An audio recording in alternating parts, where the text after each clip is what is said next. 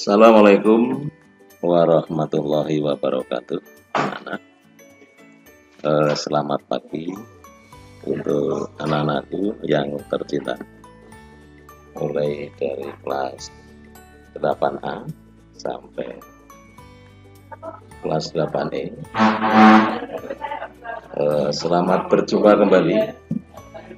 Kita bersyukur kepada Allah Subhanahu wa Ta'ala atas segala rahmat, barokah, hidayah, inayah serta taufiknya kita bisa hadir, kita bisa bertemu kembali walaupun kita tidak bisa bertatap muka secara langsung.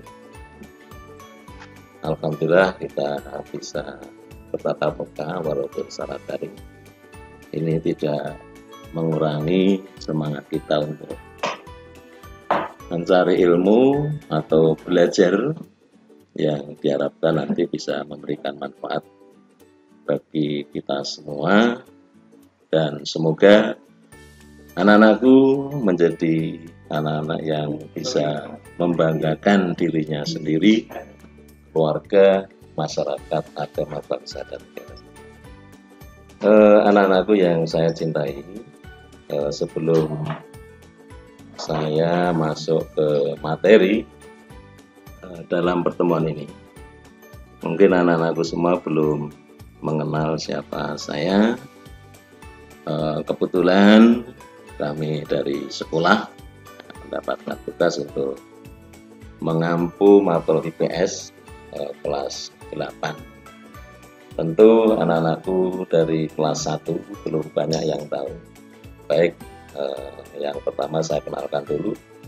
Nama saya Sweda Dwi Hatmoko, alamat Waru RT 04 RW 04 Desa Pulusari, Kecamatan Kabupaten Karanganyar. Anak-anakku, mungkin nanti suatu saat kalian bisa bermain, kita bisa berkomunikasi, apa yang menjadi harapan kita bisa mudah terselesaikan. Kemudian untuk selanjutnya anak-anakku, kita sepakat dulu. Kita dalam pertemuan yang pertama di tahun ajaran baru tahun 2020-2021 ini, untuk mapel IPS ini, yang pertama saya jelaskan dulu. Untuk penilaian, ini penilaian biasanya saya gunakan tes ini bisa tes secara tertulis ataupun secara lisan, dan di samping itu juga saya kadang-kadang melakukan penilaian ini dengan cara observasi atau pengamatan ketika kalian mengikuti pembelajaran. Tapi karena ini suasananya kurang mendukung, karena dalam kondisi bangsa ini sedang mengalami wabah corona, yang penting kita semangat, kita berdoa kepada Allah Subhanahu wa Ta'ala, kita hati-hati agar bangsa ini terbebas dari wabah yang saat ini sedang dialami oleh negara-negara di seluruh dunia, sehingga bangsa ini bisa kembali bangkit. Yang jelas, apapun yang kita inginkan, terutama anak-anakku semua di SMP Negeri 3 Mojokerang ini bisa belajar dengan baik, sehingga apa yang kalian inginkan, insya Allah Allah Subhanahu wa Ta'ala memberikan kemudahan dan memberikan keberhasilan yang maksimal. Kemudian selain penilaian tes tadi, baik tertulis maupun lisan, juga ada observasi. Artinya selama kalian belajar, kami amati yang bisa memunculkan nilai-nilai sebagai pendukung keberhasilan kalian dalam belajar. Kemudian itu mungkin dalam bidang akademis atau pengetahuan. Juga keterampilan ini bisa kami ambil dari penugasan, kemudian produk, portofolio, dan lain sebagainya. Ini nanti menyesuaikan materi yang ingin saya sampaikan. Kemudian untuk mapel IPS kelas 2 atau kelas 8 ini KKM-nya, kriteria ketuntasan minimal ini sesuai dengan tahun pelajaran yang lalu, yaitu 71. Nah, tolong nanti kalian dalam belajar itu dipahami seberapa besar angka untuk kriteria ketuntasan minimal dalam kalian menyelesaikan setiap kompetensi dasarnya. Untuk selanjutnya, anak-anakku, tolong dalam mengikuti pelajaran mapel saya ini, tolong untuk disiapkan satu buku catatan, kemudian yang kedua adalah buku tugas, karena untuk tahun-tahun sebelumnya ini mesti kita harus sepakat dan harus dipenuhi bahwa setiap keberhasilan itu harus ada buktinya. Kalau kalian itu juga tertib menulis, tertib untuk mengerjakan tugas, sehingga apa yang kami nilai atau angka-angka yang saya berikan itu sesuai dengan apa yang pernah kalian kerjakan. Kemudian tidak lupa kehadiran, tolong kehadiran ini untuk diperhatikan. Sekalipun kalian tidak masuk tanpa keterangan, ini tentu juga menjadikan catatan tersendiri bagi sekolah, karena anak-anak dalam mengikuti pelajaran tentu ada kompetensi inti yang harus kalian pahami, bahwa tanggung jawab, kemudian peduli itu adalah suatu cara dalam kalian meraih sebuah kesuksesan. Jadi kehadiran, keaktifan kalian masuk ini tolong untuk diperhatikan, walaupun itu cuma 1 hari, tolong untuk diperhatikan. Anak-anakku yang saya cintai dan insya Allah yang bisa membanggakan dirimu sendiri dan juga keluarga, dan insya Allah masyarakat, agama, bangsa, dan negara. Mari kita mencoba untuk masuk ke materi. Ya, saya paham, saya tahu kalian tentu juga belum menerima buku atau mungkin belum menyiapkan materi kaitannya dengan mapel IPS, maka tidak banyak yang perlu saya sampaikan pada kesempatan pada pagi hari ini. Yang jelas ini kaitannya dengan kondisi kita saat ini.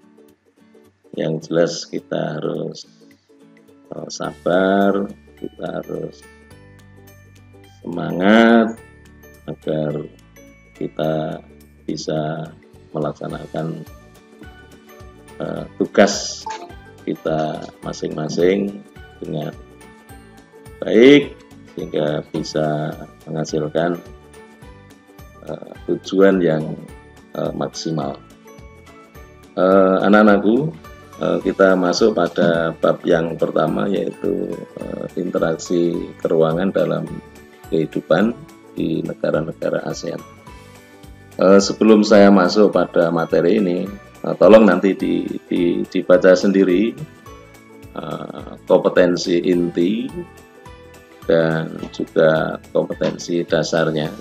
Ya, itu sudah saya tampilkan, nanti tolong untuk dibaca, dipahami, sehingga dalam kalian belajar tentu tahu saya kemana, saya harus mengapa, saya harus bagaimana, itu jelas. Kemudian dalam bab pertama ini saya mengambil sesi yang pertama atau pertemuan yang pertama. Ini tolong juga dipahami tujuan pembelajaran. Yang pertama itu diharapkan kalian bisa mengidentifikasi atau mengenal negara-negara anggota ASEAN. Kemudian yang kedua, nanti setelah kalian melaksanakan pembelajaran ini, diharapkan kalian mampu untuk mendeskripsikan atau menjelaskan batas-batas wilayah Asia Tenggara. Mengapa Asia Tenggara? Karena untuk negara-negara anggota ASEAN itu negara-negara yang tergabung dalam ASEAN itu adalah di kawasan Asia Tenggara. Maka kalian juga harus paham dan mampu mendeskripsikan batas-batas wilayah Asia Tenggara.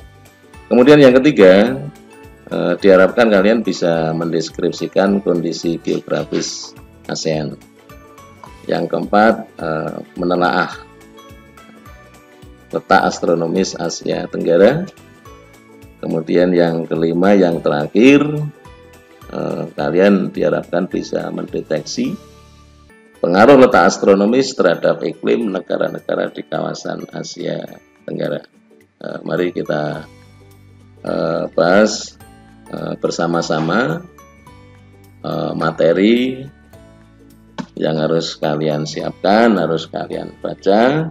Yang pertama, mengenal negara-negara ASEAN. Kemudian yang kedua, mengenai batas-batas wilayah Asia Tenggara. Yang ketiga yaitu mengenai kondisi geografis ASEAN. Yang keempat adalah mengenai letak astronomis Asia Tenggara. Dan yang terakhir, yang kelima adalah pengaruh letak astronomis terhadap iklim negara-negara di kawasan Asia Tenggara.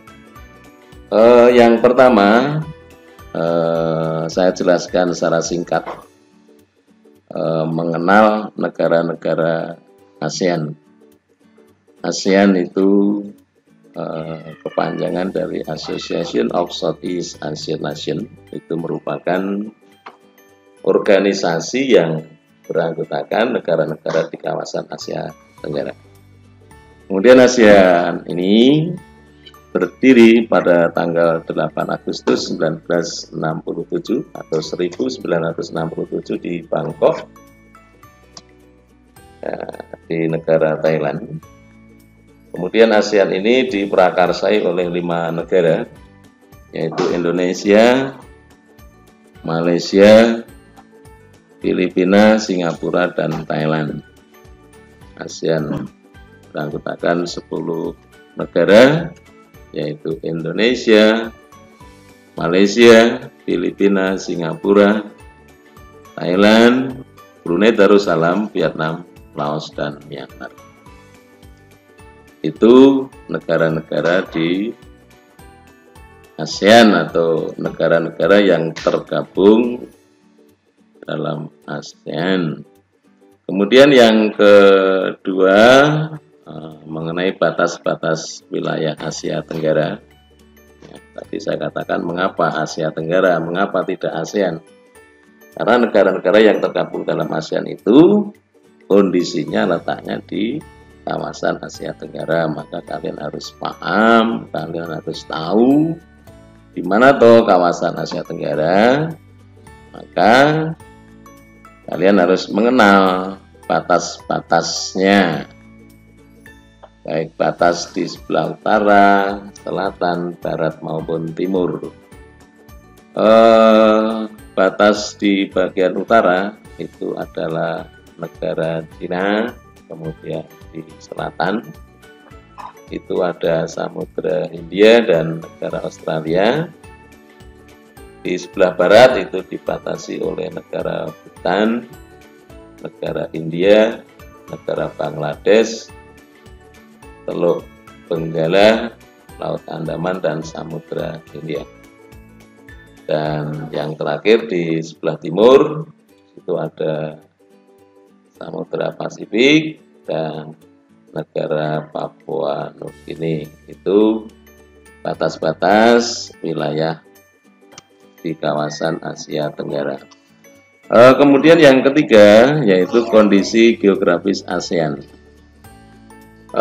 Letak geografis itu merupakan suatu letak daerah atau negara yang dilihat dari kenyataan di bumi dan dibandingkan dengan posisi daerah atau negara lain. Berdasarkan letak geografis ini, maka ASEAN terletak di antara dua samudra dan dua benua. Dua samudra tersebut adalah Samudra Hindia dan Samudra Pasifik. Sedangkan dua benua yaitu Asia dan Australia. Itu secara singkat mengenai kondisi geografis ASEAN. Kemudian yang keempat itu mengenai letak astronomis Asia Tenggara. Sebelum kita mengenal apa itu astronomis, mari kita lihat pengertian letak koordinat. Letak koordinat ini sering dikatakan atau sering disebut juga sebagai letak astronomis. Letak astronomis ini adalah titik yang berpedoman pada garis latitude atau garis lintang dan longitude atau garis bujur suatu daerah pada peta.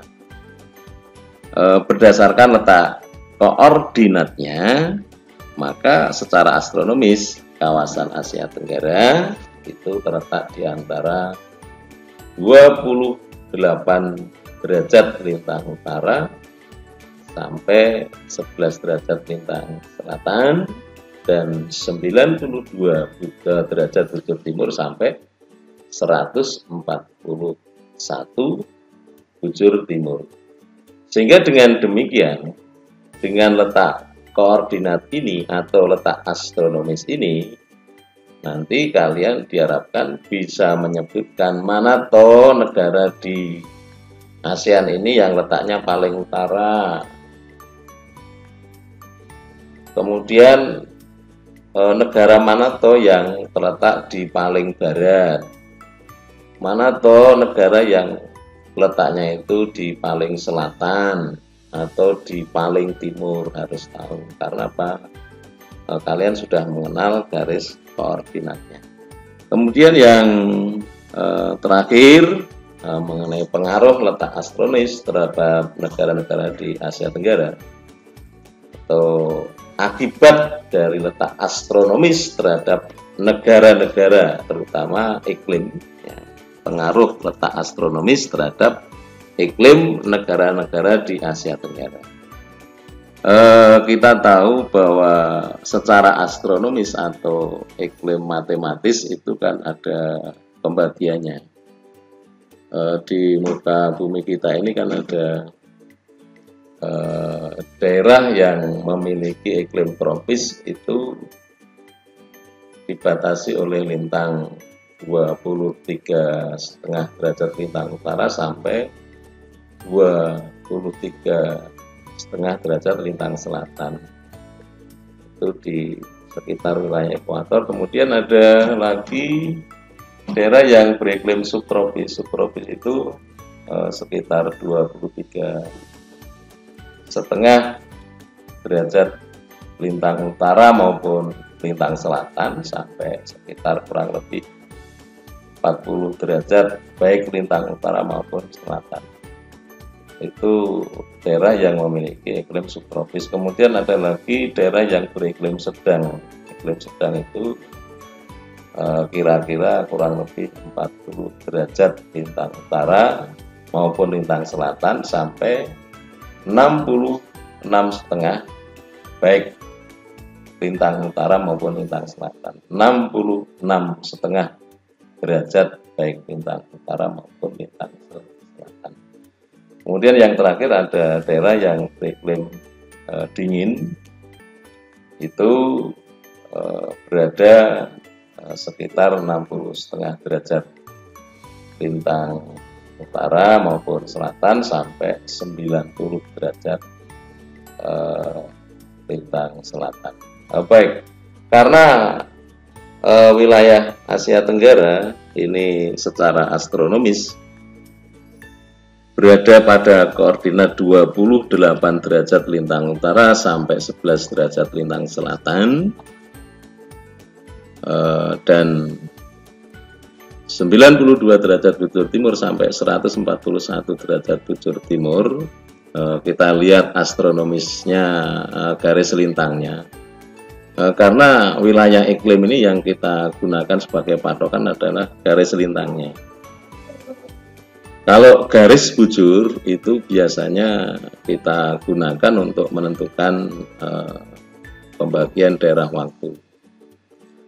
Kalau secara astronomis lintangnya berada 28 derajat lintang utara sampai 11 derajat lintang selatan, maka negara-negara yang tergabung dalam ASEAN itu memiliki iklim tropis. Iklim tropis kecuali negara Myanmar. Karena negara Myanmar ini yang paling utara itu dibatasi koordinat 28 derajat. Tadi wilayah atau daerah tropis itu dibatasi 23,5 derajat lintang selatan sampai 23,5 lintang selatan, 23,5 lintang utara sampai 23,5 lintang selatan.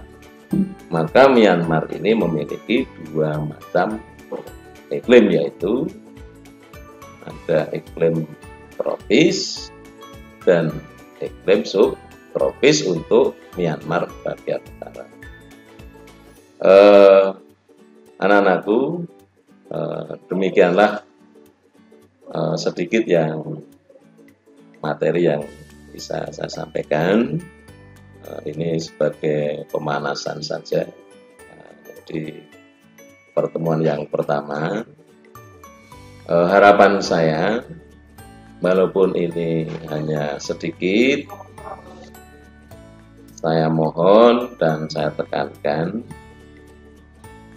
kalian di rumah untuk bisa membagi waktu. Yang penting gunakanlah waktu itu sebaik-baiknya dan jangan dilupakan untuk selalu membaca. Karena dengan membaca itu kalian bisa menjadi orang dewasa karena tambahnya wawasan. Karena wawasan itu bisa menjadikan kalian mengerti apapun yang belum kalian tahu. Sehingga kalau kalian bisa membiasakan diri untuk membaca tanpa ada unsur paksaan atau dipaksa oleh siapapun, dan itu muncul dari kalian sendiri, insya Allah kalian akan menjadi orang yang terbaik dari yang baik. Dan apapun yang kalian inginkan, insya Allah Allah Subhanahu wa Ta'ala akan bisa memberikan kemudahan. Apapun yang kalian inginkan, insya Allah akan dikabulkan. Dan di saat ini yang mungkin kita bisa merasakan bersama-sama, mudah-mudahan bangsa Indonesia mulai saat ini dan seterusnya bisa terbebas dari wabah penyakit corona, sehingga bangsa ini menjadi bangsa yang hebat, bangsa yang bisa menjadikan naungan bagi seluruh rakyat Indonesia. Kita berdoa saja, mudah-mudahan kalian semua bisa menjadi anak yang memiliki karakter yang kuat, pintar, cerdas, yang beruntung di dunia, beruntung di akhirat. Semoga Allah mencukupi apa yang menjadi kekurangan kita bersama. Mudah-mudahan Allah meninggikan derajat kita semua. Allah Subhanahu wa Ta'ala memberikan ilmu yang baik, ilmu yang bisa bermanfaat, yang bisa memberikan kebahagiaan di dunia dan akhirat. Dan Allah Subhanahu wa Ta'ala mudah-mudahan memberikan rezeki yang wasi'an, halalan, thayyiban, mubarakan, dan Allah memberikan kesehatan yang baik dan memberikan umur yang barokah, dan Allah Subhanahu wa Ta'ala memberikan maaf atas segala dosa dan kesalahan kita selama ini. Anak-anakku kelas 8A, B, C, D, dan E yang saya cintai, demikian yang bisa saya sampaikan. Sekali lagi, kita harus semangat, kita harus bisa menjaga diri kita sebaik-baiknya, sehingga betul-betul kalian nanti bisa menjadi tulang punggung sebagai pengganti generasi-generasi yang akan datang, yang akan bisa menjadikan diri kalian ini menjadi orang yang sukses di dunia dan sukses di akhirat, yang bisa membanggakan dirinya sendiri, keluarga, masyarakat, agama, bangsa, dan negara. Terima kasih. Cukup sekian. Kalau ada kekurangan dan kesalahannya mohon dimaafkan. Selamat berjumpa kembali di lain kesempatan. Bila taufik wal hidayah. Wassalamualaikum warahmatullahi wabarakatuh.